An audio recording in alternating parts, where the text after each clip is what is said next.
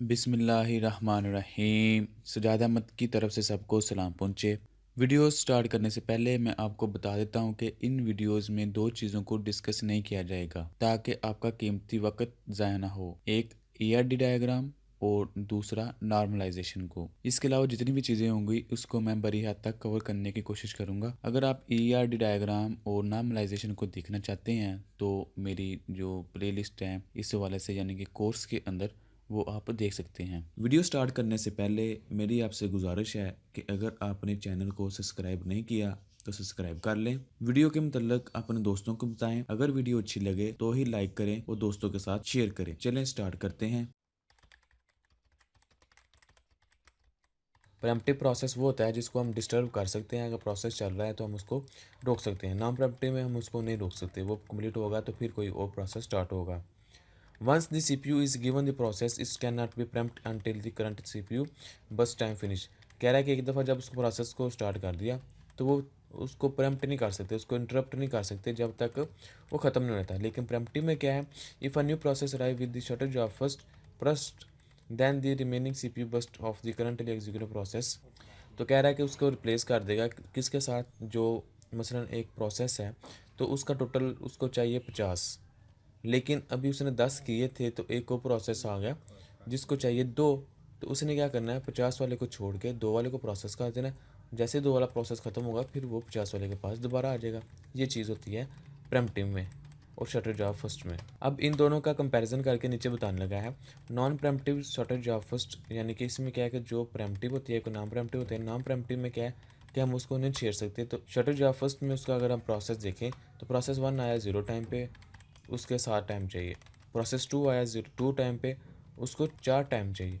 Process 3 आया 4 time पे, उसको 2 टाइम चाहिए।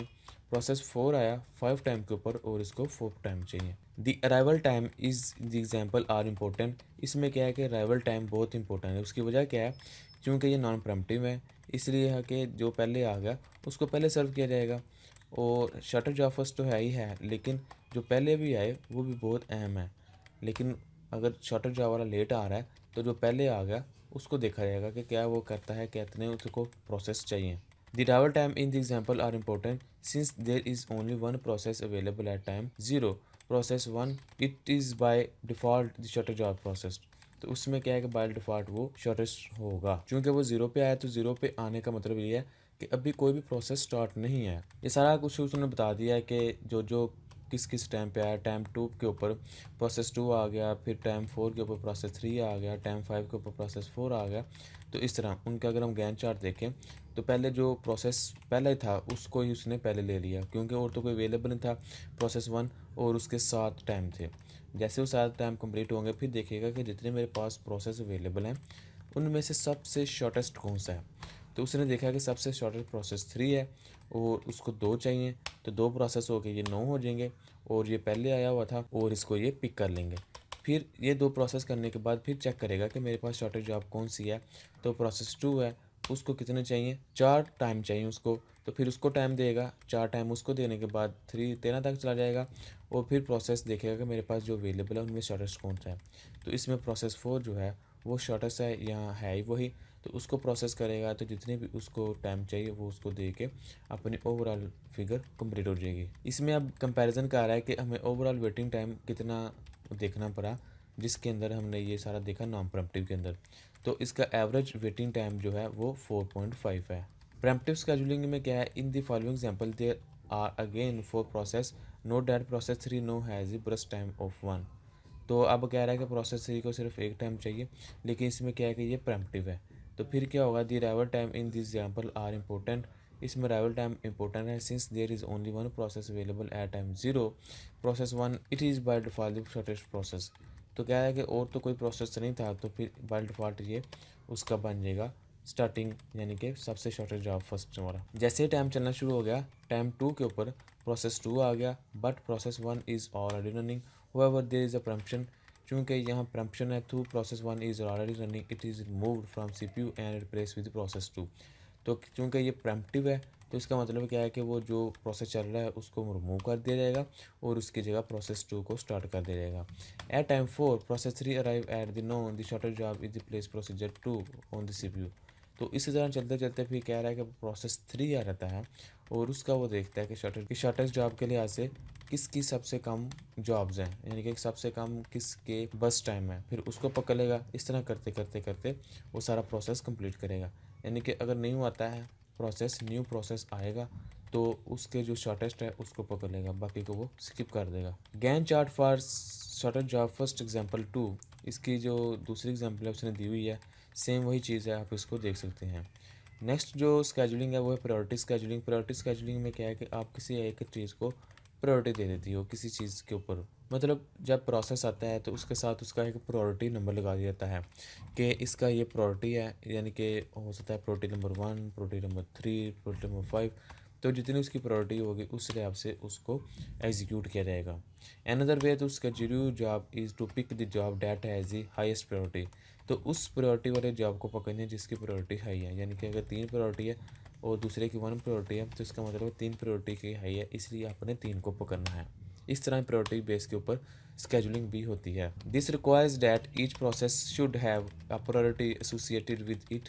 तो इसमें कह रहा है कि हर प्रोसेस के साथ फिर ज़रूरी है कि एक प्रायोरिटी का टेबल भी लिंक हो। The priority is a generally an integer with some well defined range. तो इसमें कह रहा है कि एक रेंज होती है वेल डिफाइंड नंबर की, ऐसा नहीं है कि हमें पता ना चले कि प्रायोरिटी के अंदर क्या चीज़ लिखी हुई है। The priority is generally and integer with some well defined range 1 to 10। तो इसकी रेंज कहाँ से हो सकती है 1 से 10 तक। The CPU system smaller number when mean high priority. इसमें कह रहा है कि कुछ सिस्टम ऐसे हैं कि जिसके अंदर स्मॉलर नंबर जो होता है वो हाईएस्ट प्रायोरिटी होती है। तो कुछ सिस्टम ऐसे होते हैं कि हाईएस्ट नंबर उसका हाईएस्ट प्रायोरिटी शो करता है। फॉर एग्जांपल हो सकता है कि सिस्टम के अंदर उन्होंने इस तरह डिज़ाइनिंग की हो कि जिनकी प्रायोरिटी 1 है, 2 है या 3 है, उनमें सबसे पहले 1 वाले को एग्जीक्यूट करो, फिर 2 वाले को, फिर 3 वाले को। दूसरी तरफ क्या कह रहा है कि कुछ सिस्टम ऐसे भी हैं जिसके अंदर प्रायोरिटी की बेस हाई नंबर पे होती है, यानी कि अगर 10, 5 और 2 3 नंबर है हमारे पास, तो सबसे पहले वो क्या करेगा 2 को नहीं बल्कि 10 को प्रायोरिटी देगा, फिर उसके बाद 5 वाले को, फिर उसके बाद 2 वाले को, इस तरह। इसके बाद राउंड रॉबिन स्केजुलिंग है। Another way to schedule job is assign a small amount of time to each process in which executes. तो इसमें क्या होता है कि कोई एक मखसूस टाइम को सिलेक्ट कर लिया जाता है और वही टाइम फिर हर प्रोसेस को दिया जाता है। This small time unit is usually called the time quantum या टाइम स्लाइस। तो इस टाइम को हम कहते हैं टाइम क्वांटम या time slice. The job is allocated to CPU for the time quantum. When the time quantum expire the process is preempted. यानी कि जो टाइम उसको दिया जाता है, फर्ज करें उसको 5 टाइम दिया गया है हर प्रोसेस को, तो जैसे ही 5 टाइम गुजरेगा उस प्रोसेस से रिसोर्सेज ले लिए जाएंगे। ऐसा नहीं है कि वो उसको यूज़ करता रहे, यानी कि मखसूस टाइम होगा और वो ही हर प्रोसेस को दिया जाएगा, बेशक उनका प्रोसेस कंप्लीट हो या ना हो, और हर दफ़ा ही दिया जाएगा। यानी कि तरतीब के साथ जितने भी प्रोसेस होंगे उन सब को एक एक करके दिया जाएगा और फिर वापस भी ले लिया जाएगा। CPU and replace by the next process in the circular queue. तो एक तरह का सर्कल बन जाता है, सर्कल की क्यू बन जाती है, यानी कि तरतीब में सर्कल में सारे आ जाते हैं और सब को फिर टाइम दिया जाता है कि पहले तुम 5 ले लो, फिर तुम 5, फिर तुम 5, फिर तुम 5, तुम 5, 5, इस तरह। ये देखें इसने बताया हुआ है एग्जांपल में, प्रोसेस के नेम है प्रोसेस 1, प्रोसेस 2, प्रोसेस 3। और प्रोसेस 1 को 24 टाइम चाहिए, प्रोसेस 2 को 3 चाहिए, प्रोसेस 3 को भी 3 चाहिए। तो इनका ग्रैंड चार्ट कैसे बनेगा, सबसे पहले प्रोसेस 1 आया और वो 0 से लेके 4 तक उसने टाइम लिया, और उसके बाद फिर प्रोसेस 2 आ गया, उसको 3 चाहिए थे तो 4 से लेके 7 तक उसने इस्तेमाल किया। फिर प्रोसेस 3 आ गया, उसको भी 3 चाहिए थे, 3 से लेके 10 तक उन्होंने इस्तेमाल किया। यानी कि प्रोसेस 2 और प्रोसेस 3 तो कंप्लीट हो गए। फिर वो आएगा प्रोसेस 1 की तरफ, क्योंकि अभी उसके 20 रहते थे, तो प्रोसेस 1 ने फिर 4 इस्तेमाल किए, फिर प्रोसेस 1 ने 4 इस्तेमाल किए। उसकी वजह क्या है कि प्रोसेस 2 और प्रोसेस 3 ऑलरेडी कंप्लीट हो चुके हुए हैं। फिर बाकी जितना भी टाइम बचेगा वो 4-4 करके इसी प्रोसेस को दिए जा रहे हैं। उसकी वजह यह है कि एक ही प्रोसेस रहता है और बाकी जो थे वो एग्जीक्यूट हो चुके हुए थे पहले ही स्लाइस में। Process 1 gets the first 4 unit of the time, कि यानी कि प्रोसेस 1 ने पहले 4 लिए, इस रिक्वायर अनदर 20 यूनिट, उसको और 20 चाहिए थे, लेकिन उसमें क्या है कि वो प्रम्प्ट हो गया और आफ्टर फर्स्ट क्वांटम, यानी कि उसको सिर्फ 4 की ही गुंजाइश मिली थी, वो 4 उसने इस्तेमाल कर लिए, फिर आगे चला गया। इसी तरह क्या होता है कि एवरेज में भी उनका डिफरेंस आ जाता है। Average turn around time is 47/3 divided by, तो यह आ जाएगा 16 आ गया।